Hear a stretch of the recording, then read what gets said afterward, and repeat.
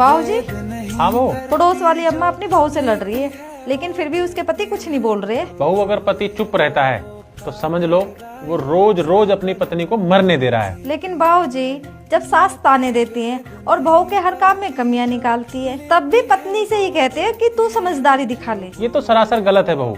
समझदारी का बोझ हमेशा बहू के कंधों पर ही क्यों रखा जाता है? पति का पहला फर्ज है कि वो अपनी पत्नी की इज्जत का पहरेदार बने। लेकिन बाबूजी, पति प्रोटेक्ट करे तो कैसे? माँ तो माँ ही होती है। प्रोटेक्ट करने का मतलब बेटे का माँ से लड़ना नहीं होता।